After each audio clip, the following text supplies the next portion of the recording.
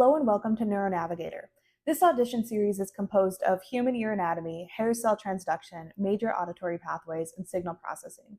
Today's topic is major auditory pathways.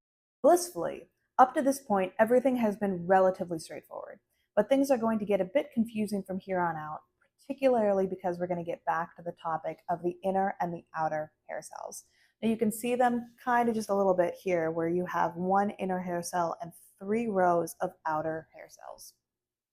Remember that sound waves are amplified in the cochlea, while outer hair cells contract and expand there in order to amplify the movement of the basilar membrane, which displaces the stereocilia on the inner hair cells to allow for transduction.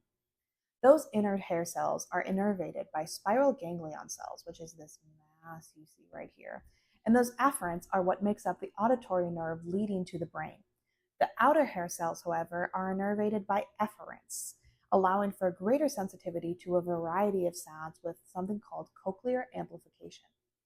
All right, from here, we have the auditory nerve entering the brainstem, followed by a lot of branching out to other structures. The spiral ganglion cells lead to the cochlear nuclei in the medulla, and then to 3 notable places: the nucleus of lateral lemniscus, the superior olive in the pons, and the inferior colliculus in the midbrain.